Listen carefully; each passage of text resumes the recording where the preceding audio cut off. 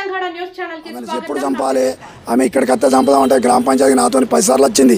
మరి అప్పుడు దమ్మున్నోడు రాలేదు. వాస్తవంగా నువ్వు దొంగ కాయిదాలు తయారు చేసినావు అనేది పబ్లిక్ అందరికీ తెలుసు, గంగిపల్లి గ్రామం మొత్తం తెలుసు.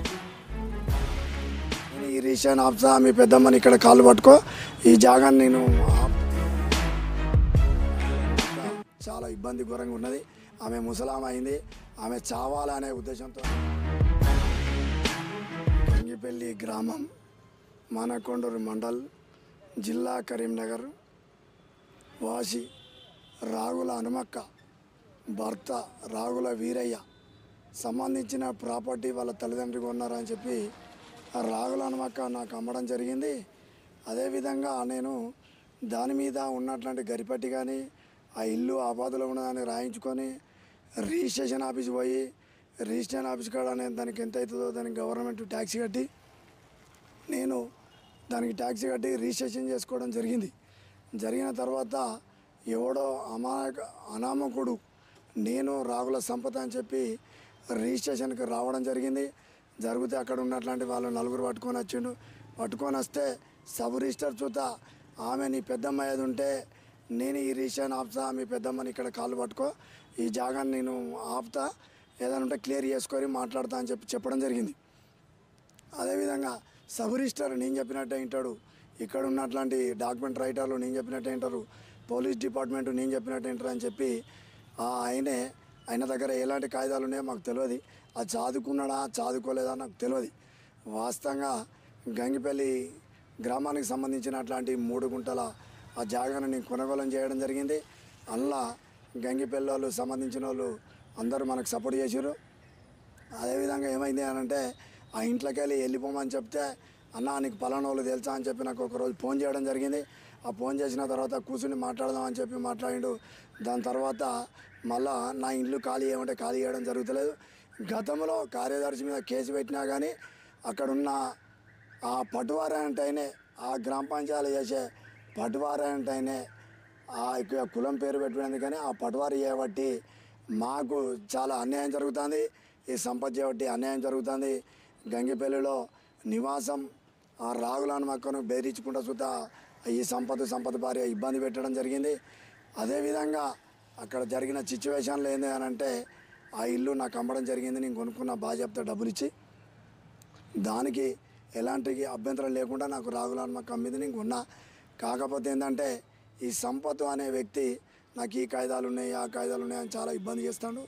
ఎందుకంటే మేము దళిత బిడ్డగా మేము ఉంచుకోవడానికి కొనుక్కున్నాం. కాకపోతే ఆయన ఇబ్బంది పెడుతున్నాం సంపదను, ఆ ఇల్లు ఖాళీ చేయమని చెప్పి మరీ చాలాసార్లు ఫోన్ చేసి చెప్పడం జరిగింది. ఆ గ్రామానికి సుత పోయినాం. అక్కడ పోతే అక్కడ తోవ లేకుండా ఆ తోవకు ఆ రాళ్ళు అడ్డం పెట్టి ఇప్పటికి సుత 4-5 సార్లు కేసు అయింది ఆయన మీద. అప్పటికి సిఐ గారు సుత రౌడ్ షీటర్ ఓపెన్ చేస్తాను సుత చెప్పిండు. ఆ తోవను అది మొత్తం క్లియర్ చేయాలి. వెనక పక్క పోయే ఇల్లుకు సుత తోవ లేకుంటున్నది, నేను పోయే ఇల్లుకు సుత తోవ లేకుంటున్నది. నా ఇల్లు తక్షణమే ఖాళీ చేయాలి, తక్షణమే వాళ్ళకెళ్ళి వెళ్ళిపోవాలి.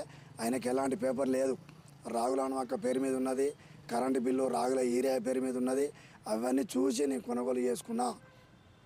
అదేవిధంగా ఎందుకనంటే ఆయన దొంగ పేపర్లు తయారు చేసుకొని ఆ అమ్మను ఇబ్బంది పెట్టి ఆ అమ్మను గతంలో చాలా ఇబ్బంది పెట్టి ఆ అమ్మను చంపడానికి సుతా ప్రయత్నం చేసిండు.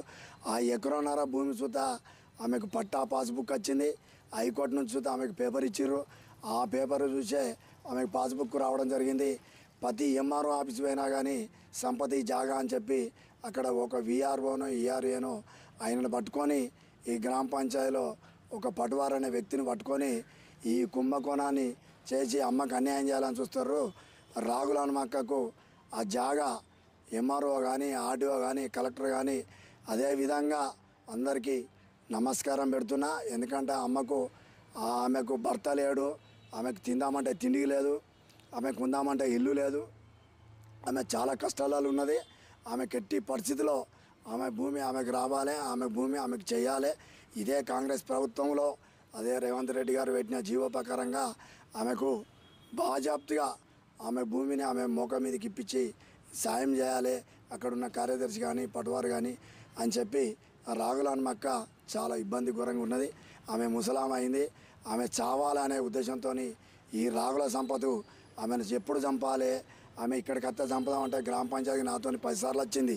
మరి అప్పుడు దమ్మున్నోడు రాలేదు, వానికి ఆ ముఖం లేదు, వానికి ఆ తలకాయ లేదు.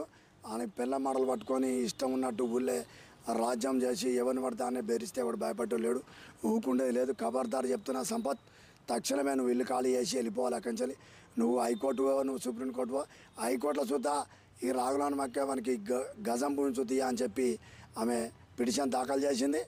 కరీంనగర్ కోర్టులో దొంగ కాయిదాలు తయారు చేసి, వాస్తవంగా నువ్వు దొంగ కాయిదాలు తయారు చేసినావు అనేది పబ్లిక్ అందరికీ తెలుసు, గంగిపల్లి గ్రామం మొత్తం తెలుసు.